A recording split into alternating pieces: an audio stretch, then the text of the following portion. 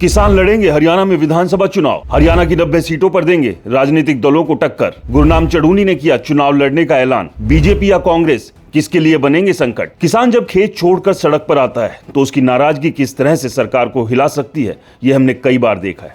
लेकिन जब यही किसान खेत छोड़कर राजनीति में आता है तो राजनेताओं को टेंशन भी देता है।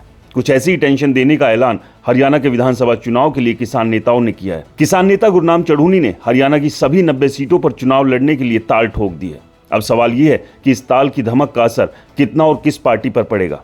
वैसे तो ये सभी अच्छे से जानते हैं कि किसानों की नाराजगी बीजेपी की केंद्र से लेकर हरियाणा सरकार से है और यही वजह है कि वो हरियाणा के चुनाव में बीजेपी को चुनौती देना चाहते हैं। लेकिन सबसे बड़ी बात यह है कि इस चुनौती का असर बीजेपी पर पड़ेगा या फिर कांग्रेस पर, क्योंकि अगर किसान विधानसभा चुनाव में खड़े होते हैं तो वो चाहते ना चाहते वोट कटवा बन सकते हैं और जो वोट बीजेपी के खिलाफ कांग्रेस को जाना है उसका एक छोटा सा हिस्सा टूटकर किसान उम्मीदवार की तरफ जाएगा, जिसका फायदा बीजेपी को और नुकसान कांग्रेस को होना तय है।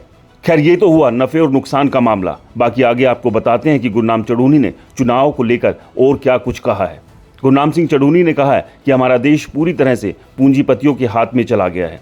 देश को बचाने के लिए कड़ी लड़ाई लड़ने की जरूरत है, जिसे राजनीति करके ही लड़ा जा सकता है और देश को बचाया जा सकता है। हमारी पार्टी संयुक्त संघर्ष पार्टी, जिसका चुनाव चिन्ह ऑटो रिक्शा है, हरियाणा का विधानसभा चुनाव लड़ने जा रही है। उन्होंने लोगों से अपील की है कि वे ज्यादा से ज्यादा संख्या में इस धर्म युद्ध में शामिल होकर अपना समर्थन दें।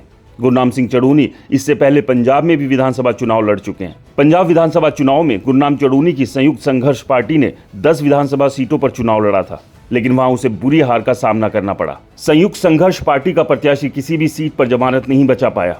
इधर लोकसभा चुनाव की बात करें तो उन्होंने कुरुक्षेत्र लोकसभा सीट पर इनेलो प्रत्याशी अभय चौटाला का समर्थन किया था, लेकिन कुरुक्षेत्र में अभय चौटाला हार गए।